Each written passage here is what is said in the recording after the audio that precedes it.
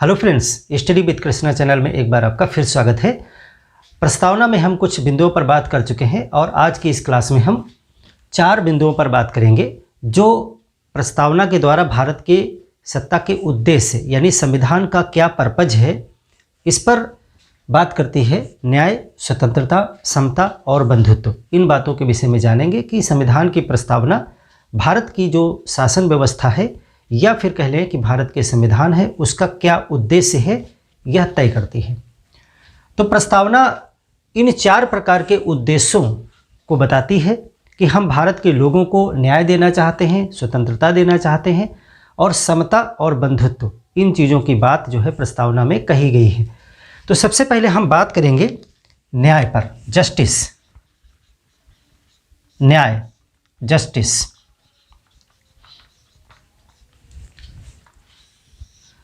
जब प्रस्तावना को आप पढ़ते हैं तो प्रस्तावना में 3 प्रकार के न्याय की बात की जाती है: सामाजिक, आर्थिक और राजनीतिक न्याय। प्रस्तावना कहती है कि हम भारत के लोगों को इन 3 प्रकार के न्याय देंगे। कौन कौन से न्याय? एक बात करती है सामाजिक न्याय,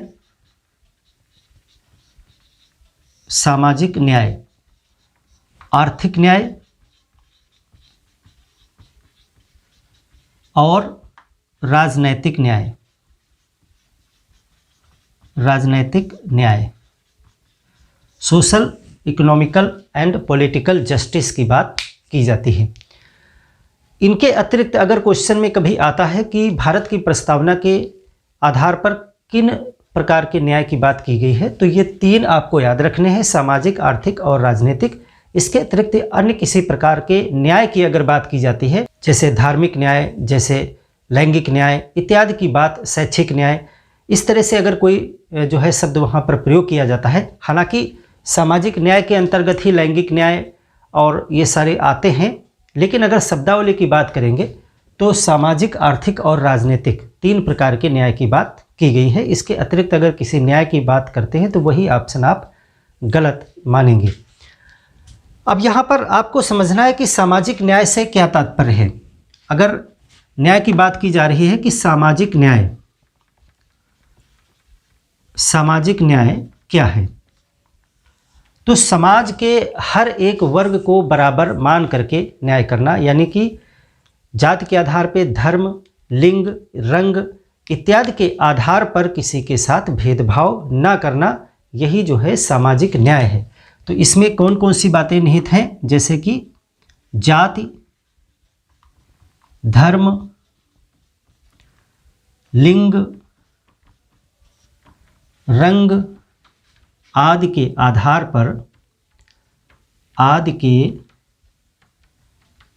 पर भेदभाव, डिस्क्रिमिनेशन, भेदभाव नहीं, यही है सामाजिक न्याय।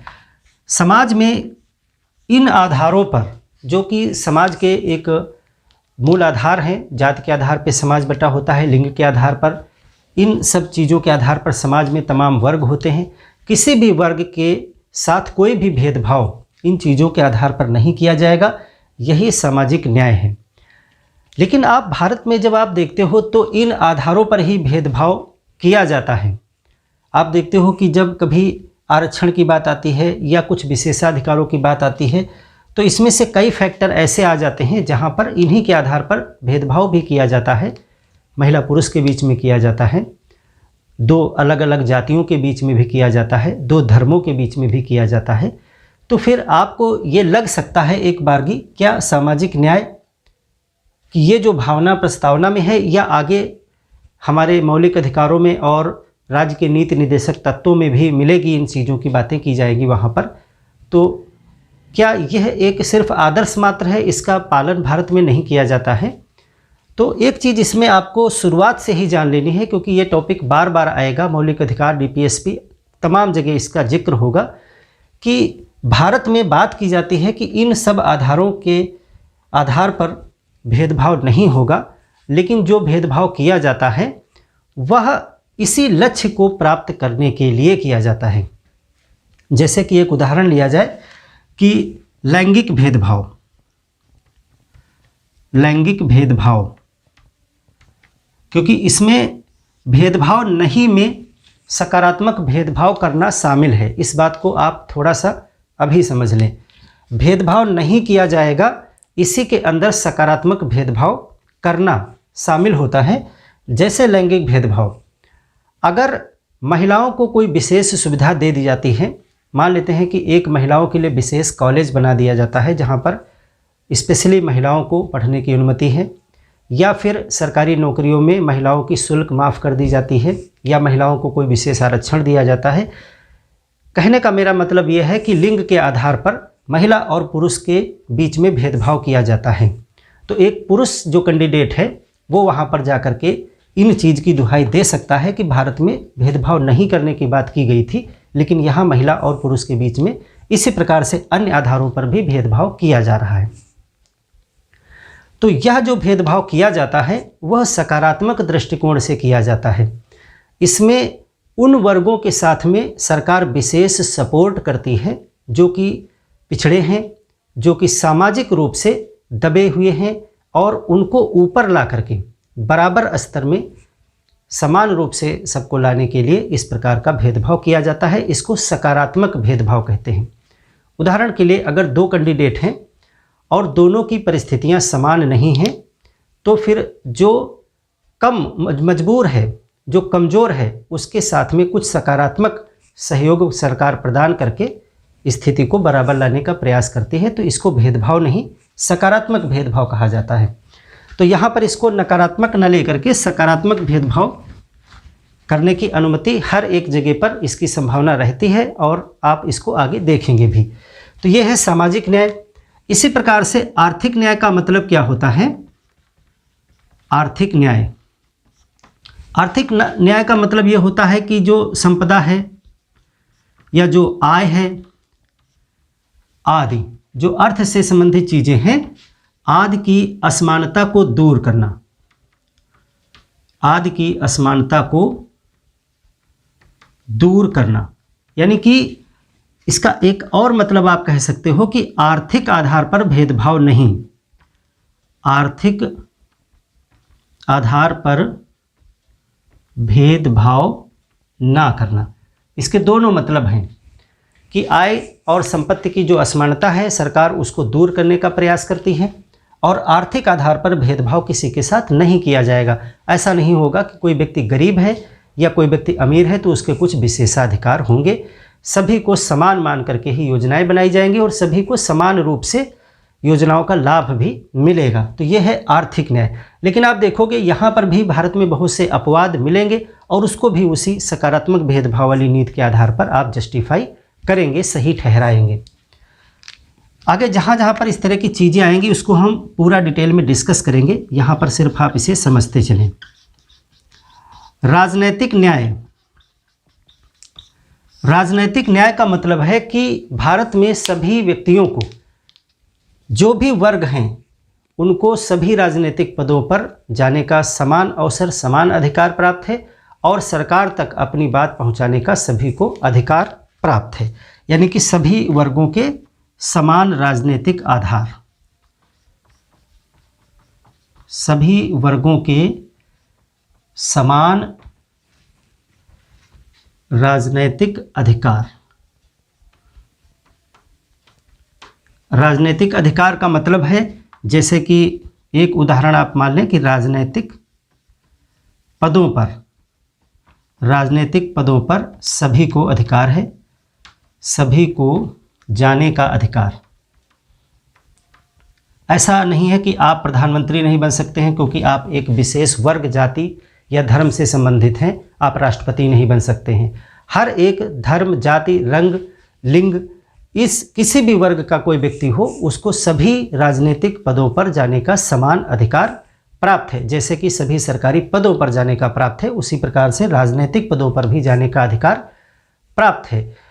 और इसी के साथ साथ हर एक वर्ग को जो है सरकार तक अपनी बात पहुंचाने का समान अधिकार प्राप्त है, वोट देने का समान अधिकार प्राप्त है। ऐसा नहीं है कि कोई विशेष धर्म या विशेष जाति वर्ग से संबंधित है तो उसको ज़्यादा अधिकार या कम अधिकार प्राप्त है। तो ये जो है राजनीतिक, आर्थिक और सामाजिक तीन प्रकार के अधिकारों, तीन प्रकार के न्याय की बात करता है हमारी प्रस्तावना। और ये न्याय जो ये तीनों बातें जो हैं, सामाजिक, आर्थिक और राजनीतिक, ये जो आदर्श हैं, ये रूस की क्रांति जो 1917 में हुई उससे लिए गए हैं, यानी ये रूस की क्रांति से प्रभावित हैं। ये जो है रूस की क्रांति जो कि 1917 में हुई थी से प्रेरित हैं, क्योंकि जब रूस की क्रांति हुई तो वहाँ पर इन्हीं चीज़ों को, सामाजिक, आर्थिक और राजनीतिक न्याय को बहुत ज़्यादा तवज्जो दिया गया था और वहीं से ये विचारधारा ली गई है, वहीं से प्रेरणा मिली इस चीज़ की। तो न्याय, 3 प्रकार के न्याय की बात प्रस्तावना करती है और तीनों को आपने समझ लिया कि उनका मतलब क्या है। अब हम स्वतंत्रता की बात करते हैं। देखिए, स्वतंत्रता का विचार नया नहीं है, लेकिन आधुनिक युग में स्वतंत्रता, समानता और बंधुत्व की विचारधारा मानी जाती है कि फ्रांस की क्रांति से ये विचार पूरी दुनिया में फैला। लेकिन ऐसा नहीं है कि फ्रांस इसका जनक है। ये कहना गलत होगा कि स्वतंत्रता, समानता या बंधुत्व, इन तीनों का जनक फ्रांस की क्रांति है। जनक नहीं है, लेकिन उसने इसको बहुत बड़े पैमाने पर विश्व में फैलाया, इस धारणा को प्रचारित किया और इस पे ध्यान दिया। और पहले से विचारधाराएं थी, लेकिन वो दबी हुई थी। तो ये तीनों विचारधाराएं जो हैं, स्वतंत्रता, समानता और बंधुत्व, तीनों ही विचारधाराएं फ्रांस की क्रांति से प्रेरित हैं। और जो न्याय में 3 हमने बताए वो आपके रूस की क्रांति से प्रेरित हैं। तो सबसे पहले हम बात करें स्वतंत्रता की, लिबर्टी, स्वतंत्रता, लिबर्टी। संविधान की प्रस्तावना में 5 प्रकार की स्वतंत्रताओं की बात की गई है। 5 प्रकार की कौन कौन सी स्वतंत्रताएं हैं जो हमारे प्रस्तावना में दी गई हैं, सबसे पहले उनको लिखें, फिर उनका मतलब हम समझेंगे। सबसे पहले विचार, विचार यानी थॉट, अभिव्यक्ति,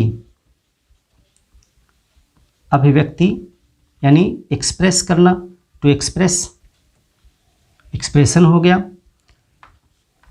और विश्वास, बिलीफ, धर्म, इंग्लिश में इसे फेथ कहा गया, और उपासना यानी वर्शिप। तो ये 5 प्रकार की स्वतंत्रताएं कही गई हैं कि हम विचार, अभिव्यक्ति, विश्वास, धर्म और उपासना की स्वतंत्रता प्रदान करेंगे भारत के लोगों को।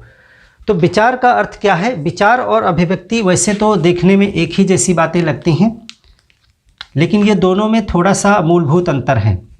विचार एक आंतरिक प्रक्रिया है जो मनुष्य के मस्तिष्क में आती है। विचार करना, चिंतन करना, सोचना, विचारना, ये चीज़ें एक अंतर्निहित प्रक्रियाएं हैं। हम कुछ विचार कर रहे हैं तो ये हमारे मस्तिष्क में चलने वाली एक प्रक्रिया है। तो किसी भी प्रकार का विचार आप कर सकते हैं, आपका कोई भी विचार हो सकता है, इसकी स्वतंत्रता आपको है। यानी विचार, इसका मतलब है चिंतन, मनन, थॉट। ये एक प्रकार की आंतरिक क्रिया है, आंतरिक। अभिव्यक्ति का मतलब होता है जब आप अपने विचारों को प्रकट कर देते हैं, बोल देते हैं, लिख देते हैं, या किसी ऐसे माध्यम से उस चीज़ को प्रकट कर देते हैं जिससे वो बात दूसरे तक पहुंच जाती है, तब उसको कहा जाता है एक्सप्रेस कर देना, यानी अभिव्यक्ति कर देना। तो अभिव्यक्ति का मतलब है प्रकट कर देना, कि आपका विचार जो है उसको प्रकट करना। जब तक आपने उसको अपने मस्तिष्क में रखा तो वो आपका विचार है, लेकिन अभी कोई जानता नहीं है। जब आप उसे कह देते हैं तब वो कह जाता है कि इसको आपने अभिव्यक्ति कर दी इसकी। और अभिव्यक्ति सिर्फ बोल के नहीं होती है, विचार को प्रकट करना, जैसे बोलकर, लिखकर, संकेत कर आदि। संकेत से भी आप इशारा करके भी बता सकते हैं, या कोई सिंबल बना के बता सकते हैं, और लिख करके, बोल करके, कार्टून बना करके, यानी कि अभिव्यक्ति के बहुत से साधन हैं। जब आप मौलिक अधिकार पढ़ोगे तो वहाँ देखोगे कि अभिव्यक्ति में बहुत सी चीज़ें हैं, और मौलिक अधिकार में इन दोनों बातों को एक ही जगह रखा गया है, विचार एवं अभिव्यक्ति की स्वतंत्रता। यानी कि आप कोई भी विचारधारा ला सकते हैं, उसको एक्सप्रेस कर सकते हैं, उसको प्रकट कर सकते हैं, किसी भी माध्यम से प्रकट कर सकते हैं।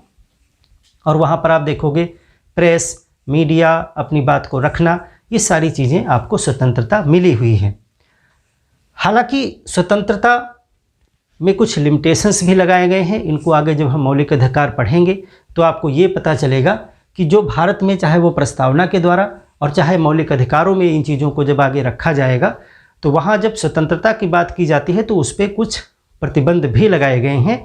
यानी कि आपकी स्वतंत्रता पूर्ण 100% नहीं रहेगी, उस पर कुछ प्रतिबंध भी हैं राज्य के द्वारा। और वो प्रतिबंध ये है कि आपकी स्वतंत्रता के द्वारा जो है अन्य व्यक्ति की स्वतंत्रता में बाधा नहीं पहुंचनी चाहिए, यही उसका मूल प्रतिबंध है। तो ऐसा नहीं होगा कि मान लेते हैं कि आपको अभिव्यक्ति करने की स्वतंत्रता है और आप कुछ ऐसा अभिव्यक्ति कर दें जिससे अगले व्यक्ति का सम्मान गिर रहा है, तो ऐसी अभिव्यक्ति गलत मानी जाएगी। यानी उस व्यक्ति की भी तो अपनी स्वतंत्रता है। जैसे कि एक किसी मशहूर लेखक ने लिखा है कि आपकी स्वतंत्रता वहाँ पर ख़त्म हो जाती है जहाँ से अगले व्यक्ति की स्वतंत्रता प्रारंभ हो जाती है। विश्वास का मतलब है कि आप किसी भी विचारधारा में विश्वास कर सकते हैं, किसी भी विचारधारा को मानना। राज्य आपको इसलिए बाध्य नहीं करेगा कि आप किस विचारधारा में मान्यता रखें, ये आपकी खुद की मर्जी होगी। आप चाहें तो आप जो है मार्क्सवाद को माने, उदाहरण के लिए चाहे तो आप मार्क्सवाद को माने, चाहे आप मानववाद को माने,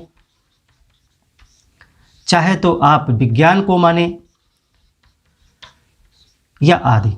यानी कि कोई भी विचारधारा है। जैसे कि आपको लगता है कि हाँ जीवन की उत्पत्ति ईश्वर ने की है, ये एक विचारधारा है, आप इसमें विश्वास करते हैं, विश्वास करिए। कोई मानता है कि नहीं जीवन की उत्पत्ति विज्ञान के तर्क हैं उससे हुई है, कोई कहता है मार्क्सवाद सही है, कोई कहता है कि जो है लोकतंत्र अच्छा शासन होता है, कोई कहता है नहीं राजतंत्र बहुत अच्छा होता है।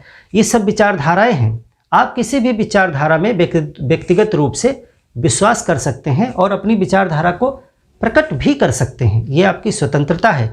आप कह सकते हैं अपनी बात को कि भारत की शासन व्यवस्था ऐसे नहीं ऐसे होनी चाहिए, मुझे अच्छा लगता है, मैं अपनी बात को रख रहा हूँ। आप देखते हैं कि भारत में जब विधायिका कोई एक्ट कानून निकालती है, कोई एक्ट जो है वहाँ से निकलता है, तो फिर लोगों की उस पर प्रतिक्रियाएँ होती हैं। कुछ लोग उस एक्ट का विरोध करते हैं, कुछ समर्थन करते हैं, कुछ उसमें अपनी राय देते हैं, क्योंकि यह उनको स्वतंत्रता प्राप्त है कि आप अपने विचार, अपने विश्वास को प्रकट कर सकते हैं। उसमें कोई भी राज्य हस्तक्षेप नहीं करेगा, बशर्ते वह संवैधानिक हो, उसका तरीका संवैधानिक हो, उसमें कुछ ऐसा न हो जो अगले व्यक्ति की स्वतंत्रता को बाधित करता हो। धर्म की स्वतंत्रता आपको पता ही है कि आप किसी भी धर्म में विश्वास कर सकते हैं, यानी कि कोई भी धर्म अपनाना सैद्धांतिक रूप से।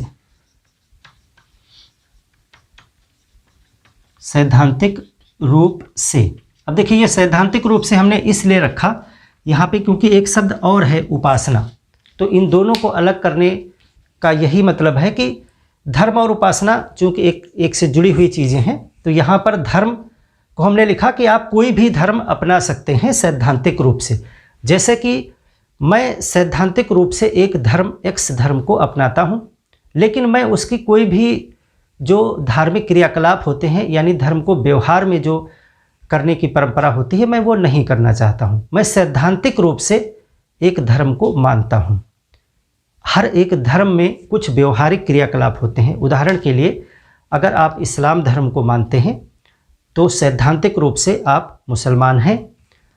अब उसके कुछ क्रियाकलाप हैं जैसे नमाज पढ़ना, रोज़ा रखना या उस धर्म की जो भी प्रक्रियाएं हैं, तो यह कोई आवश्यक नहीं है कि आप वो प्रक्रियाएं करते हों तभी आप मुसलमान हैं। आप उस धर्म को सैद्धांतिक रूप से मानते हैं, तो धर्म को मानना सैद्धांतिक रूप से ये भी स्वतंत्रता है आपको। और फिर उसके बाद में अगले वर्ड में ये कह दिया गया कि आपको वर्शिप करने की भी स्वतंत्रता है, यानी कि धर्म को व्यवहार में लाने की स्वतंत्रता। यहाँ धर्म का मतलब रिलीजन है, यहाँ जहाँ कहीं भी धर्म शब्द प्रयोग कर रहे हैं उसका मतलब रिलीजन है। धर्म को व्यवहार में लाना यानी कि पूजा पद्धति, आप इसको बोलचाल में पूजा पद्धति अपनाना, यानी आपका धर्म जिस प्रकार की पूजा पद्धति को मानता है आप उसको व्यवहार में ला सकते हैं और सैद्धांतिक रूप से धर्म में विश्वास कर सकते हैं।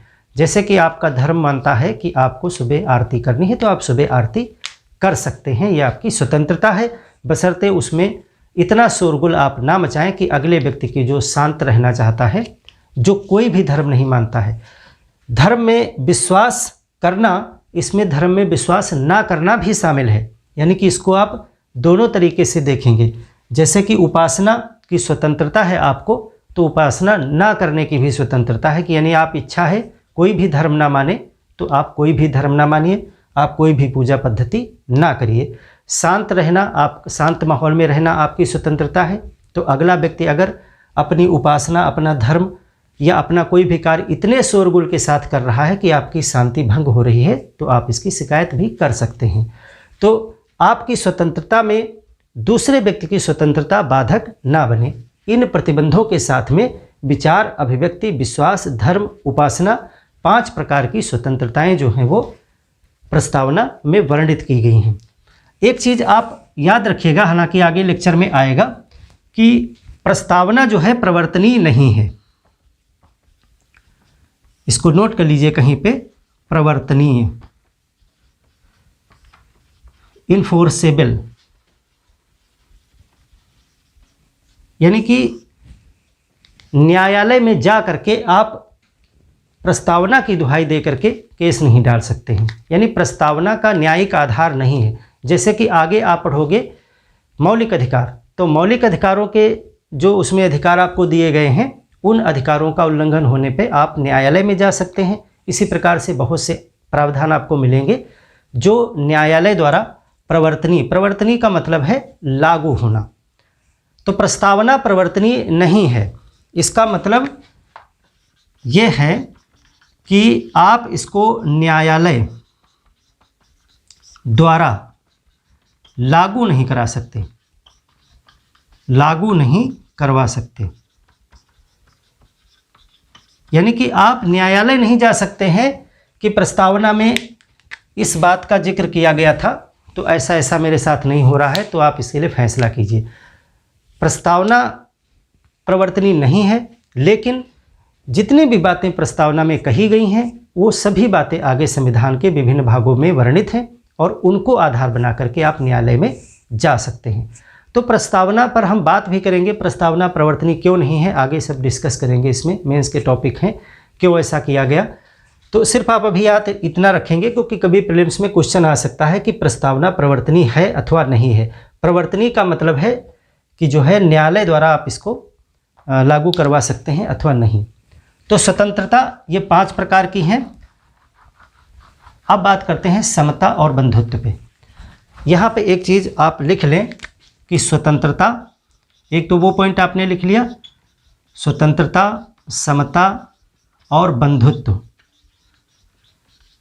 ये जो 3 आदर्श हैं ये फ्रांस की क्रांति से प्रेरित हैं। फ्रांस की क्रांति से प्रेरित, जो 1789 से 99 के मध्य हुई। तो ये बातें जो है फ्रांस की क्रांति से प्रेरित हैं। अब हम बात करते हैं समता की। इक्वलिटी कहा जाता है इसको, समानता भी कहा जाता है। समता और समानता में थोड़ा सा बेसिक डिफरेंस है।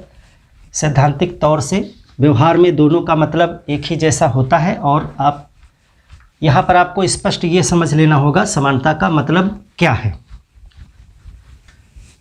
समता या समानता, इक्वलिटी, दोनों ही शब्द आपको पुस्तकों में लिखा मिलेंगे, लेकिन समता और समानता में थोड़ा सा अंतर है, उसको भी समझते चलेंगे। हालांकि जब भी ये वर्डिंग भारत के संविधान के संदर्भ में आप प्रयोग करेंगे, चाहे समता या समानता, उसका मतलब आपको पता होना चाहिए। समता और समानता में दो चीज़ों की बात जो है संविधान की प्रस्तावना में आपने पढ़ा था की जाती है कि यहाँ पर कहा गया है प्रतिष्ठा एवं अवसर की समता। एक तो बात की जाती है प्रतिष्ठा की यानी स्टेटस की,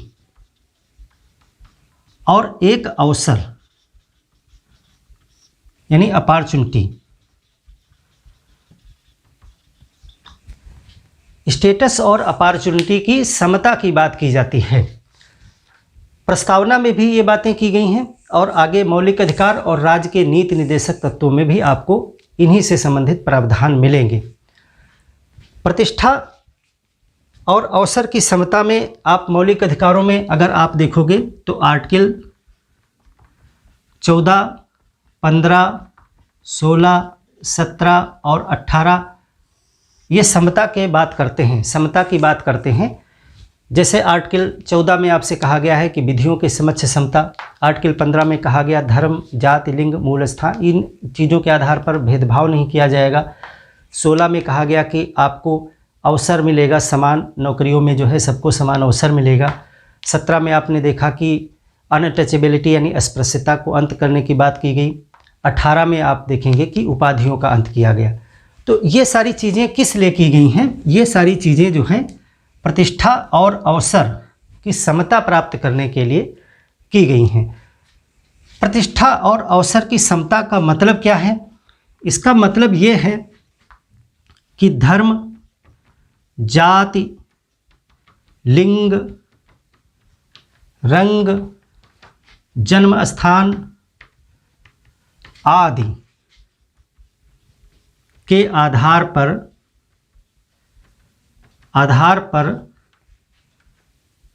भेदभाव नहीं।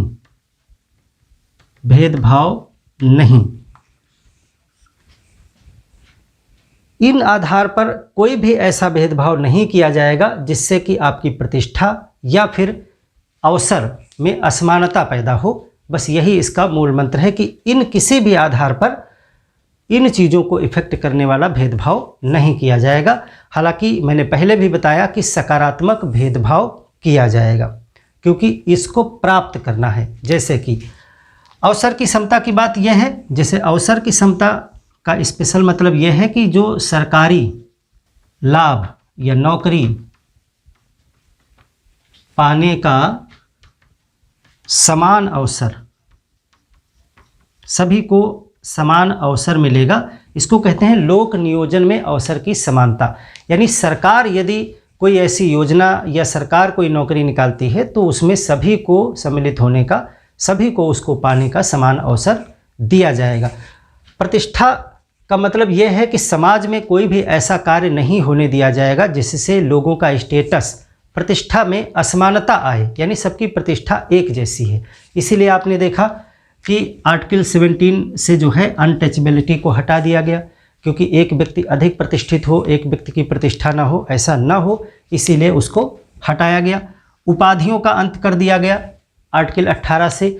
ऐसी जो उपाधियां अंग्रेज दिया करते थे ताकि लोगों के बीच में फूट पैदा की जा सके, ऐसा माना गया इसका परिणाम, तो उन उपाधियों का अंत कर दिया गया।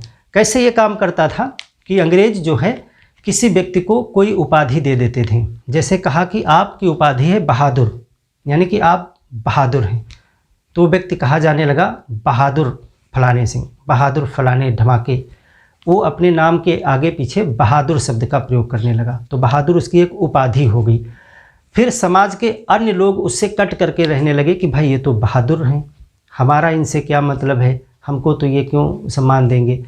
और धीरे धीरे वो व्यक्ति भी अपने आप को बहुत गौरवान्वित समझने लगा, बहुत ज़्यादा ऊंचा समझने लगा कि मैं एक अलग व्यक्ति हूँ, मैं बहादुर किस्म का व्यक्ति हूँ और अन्य व्यक्ति जो हैं वो इस किस्म में नहीं आते हैं।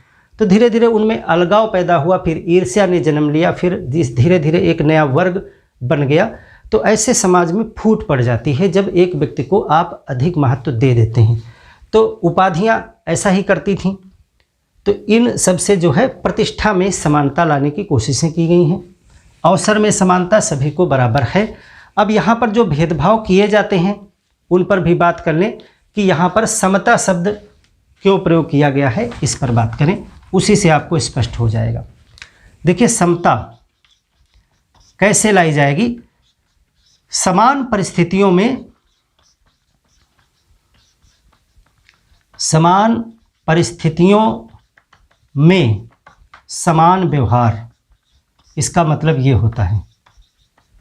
समता का मतलब यह है कि समान परिस्थितियों में समान व्यवहार।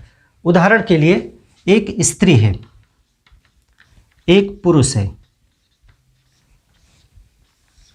इनके बीच में कोई प्रतियोगिता होनी है। मान लेते हैं कि वो शारीरिक शक्ति की प्रतियोगिता है, कुछ उठाना है, कुछ वजन उठाना है। और जैसा कि व्यवहार में देखा गया कि आपको पता है पुरुष की शारीरिक शक्ति वहाँ पर ज़्यादा हो सकती है, इसीलिए वह उस वस्तु को आसानी से उठा सकता है। लेकिन स्त्री की उतनी शक्ति शारीरिक नहीं हो सकती है व्यवहार में, जो ज़्यादातर देखा गया, तो उसको वो नहीं उठा सकती हैं।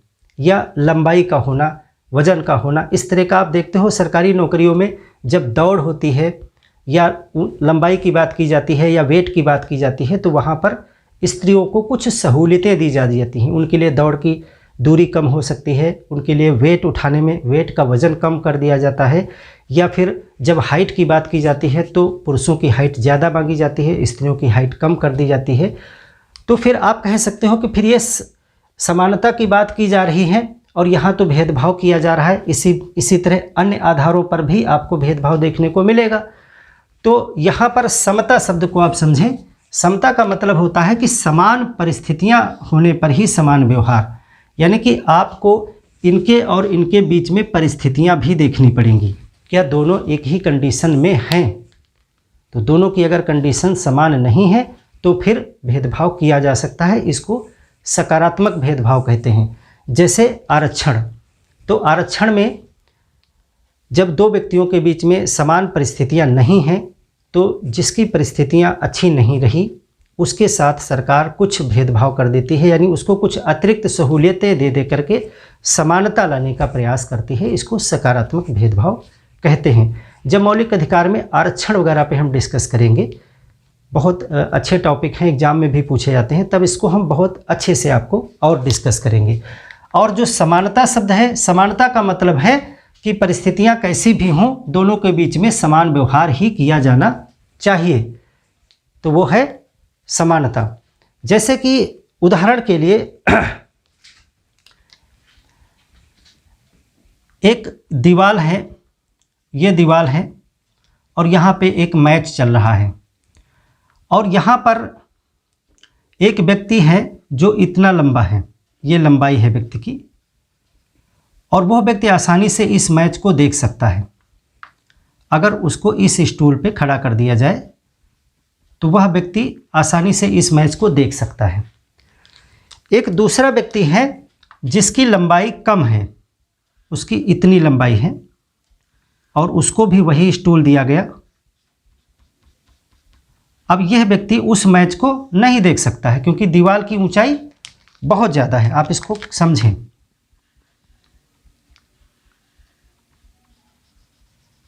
यह है समानता, यानी कि हमने दोनों के साथ में समान व्यवहार किया।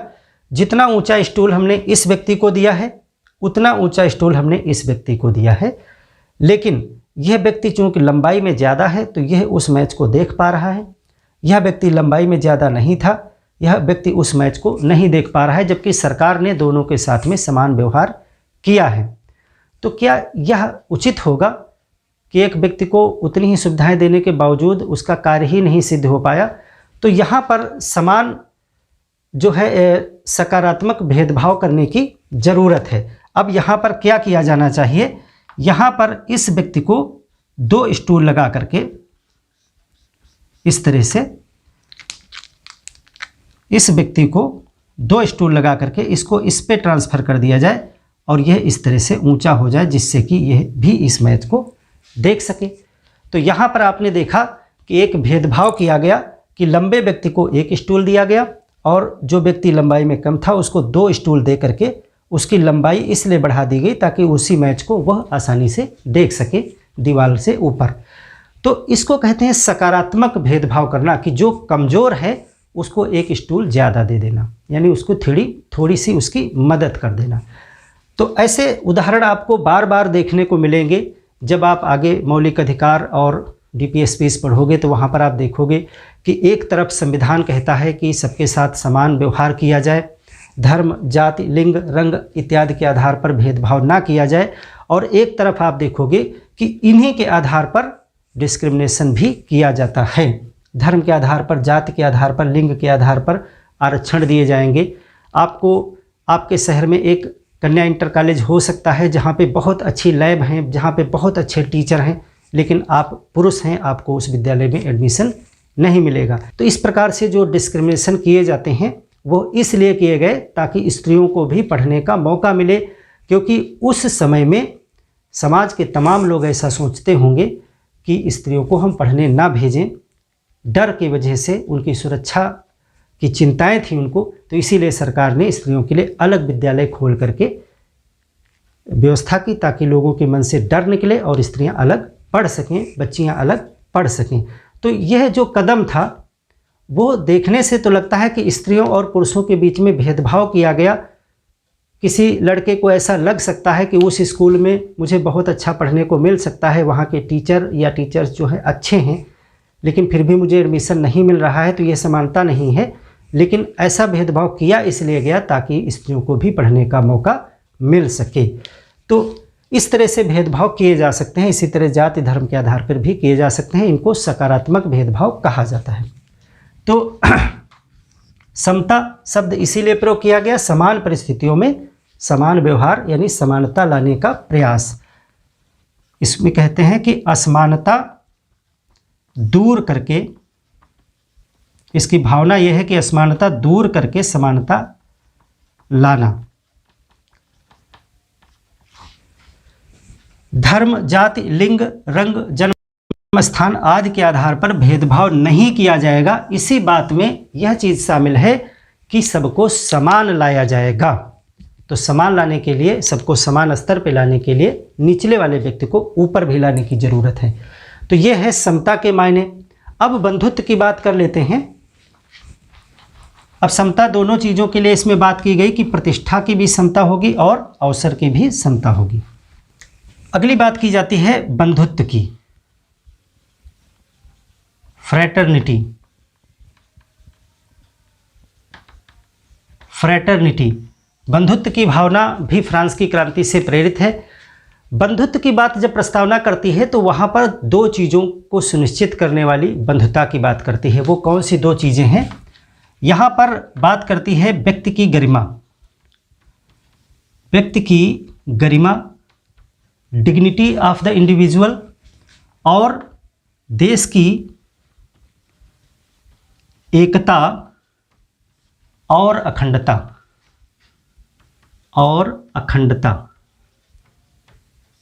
इन दोनों चीज़ों को सुनिश्चित करने वाली, सुनिश्चित करे।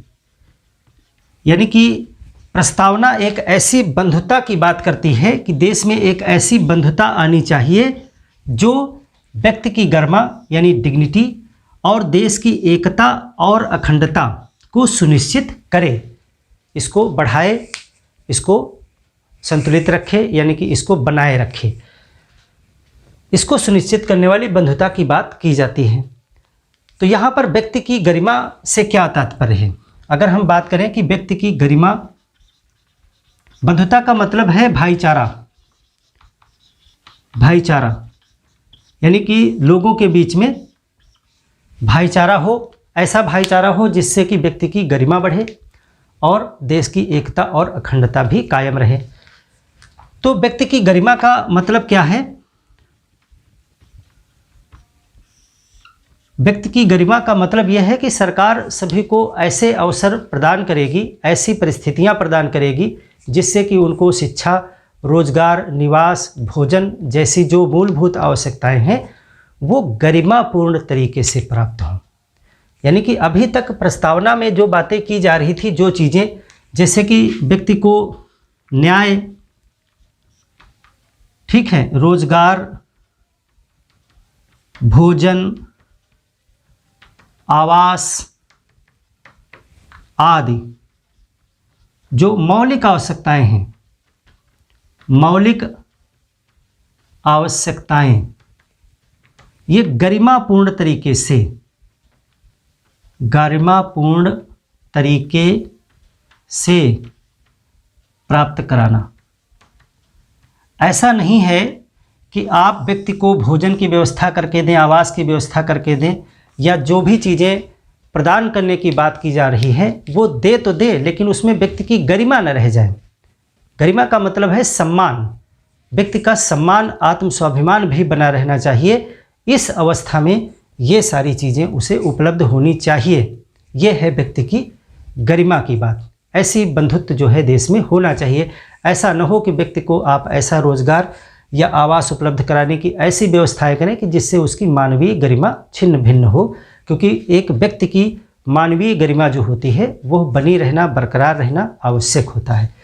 तो व्यक्ति की गरिमा की बात भी की जाती है। फिर इसके बाद में एकता और अखंडता की बात की जा रही है। एकता और अखंडता, आप प्रस्तावना को जब पढ़ोगे तो उसमें लिखा हुआ है कि व्यक्ति की गरिमा तथा देश की एकता और अखंडता को सुनिश्चित करने वाली बंधुता को बढ़ाने के लिए, तो ऐसी बंधुता को बढ़ाने की बात की जा रही है जो इन दोनों चीज़ों को सुनिश्चित करे। जब प्रस्तावना में संशोधन नहीं हुआ था उस समय यह अखंडता शब्द नहीं था। आपको बार बार बताया गया है कि जो 42वां संविधान संशोधन था, 42वां संविधान संशोधन, इसी के द्वारा जो है ये 1976 में हुआ था। इसी के द्वारा 3 बातें आई थीं, समाजवादी शब्द और पंथ निरपेक्ष शब्द तथा अखंडता। ये 3 बातें जो हैं इस संविधान संशोधन के द्वारा जोड़ी गई थी, तो वही ये अखंडता है। पहले सिर्फ एकता की बात की जा रही थी कि व्यक्ति की गरिमा और देश की एकता को सुनिश्चित करने वाली बंधुता, उसके बाद में एकता के बाद में और अखंडता बढ़ा दिया गया।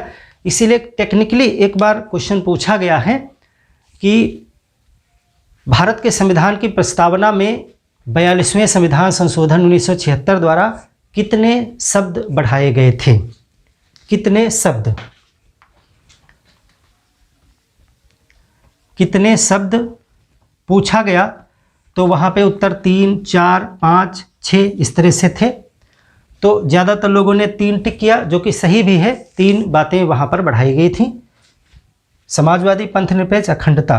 लेकिन उत्तर में 4 को सही करार दिया गया, क्योंकि वहाँ पे ये बताया गया कि शब्द की बात की जा रही है। तो अखंडता जोड़ने के लिए और शब्द भी लगाया गया था, क्योंकि एकता अखंडता कैसे कहते, तो एकता और अखंडता, तो इस तरह से यहाँ पर और अखंडता है। ये शब्द और भी तो पहले नहीं था, जब अखंडता नहीं था तो ये और शब्द भी नहीं था। इसीलिए अखंडता बढ़ाने के लिए एक अतिरिक्त शब्द लगाने की ज़रूरत पड़ी, जो कि एकता के बाद में लगाया गया और शब्द पूरा बन के तैयार हुआ, देश की एकता और अखंडता। तो यहाँ पर 2 शब्द हो गए। तो इस तरह से टोटल शब्द जो है वो 4 हैं भाषाई तौर पर। लेकिन अगर पूछा जाए कि कितनी अवधारणाएं, कितने कॉन्सेप्ट, तो फिर 3 ही कॉन्सेप्ट सही है, 3 उत्तर सही है। तो एकता और अखंडता। अब एकता और अखंडता होता क्या है, एकता का मतलब क्या होता है, यूनिटी, इंग्लिश में इसको यूनिटी बोलते हैं। यूनिटी एक भावनात्मक, मनोवैज्ञानिक भावना है। ये क्या है, ये जो है एक मनोवैज्ञानिक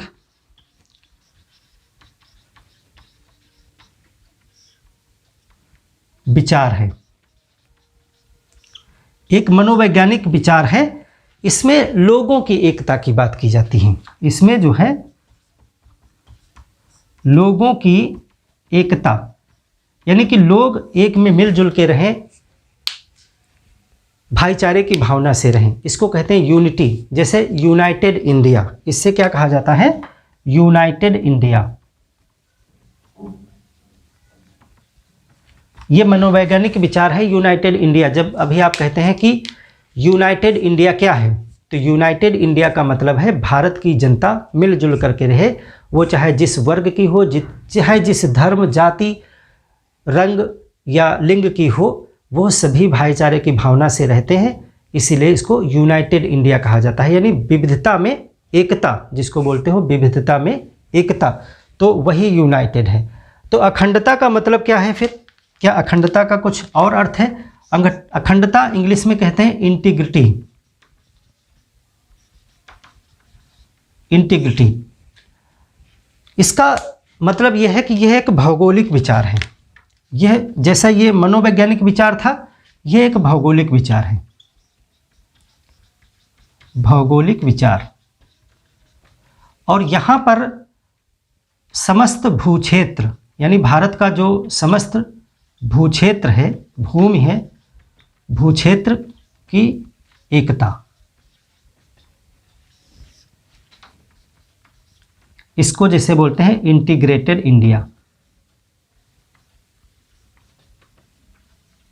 इंटीग्रेटेड इंडिया, जब इंटीग्रेटेड इंडिया कहा जाता है तो उसमें लोगों से मतलब नहीं है, वहाँ पे मतलब है कि समस्त जो भारत का समस्त भूक्षेत्र,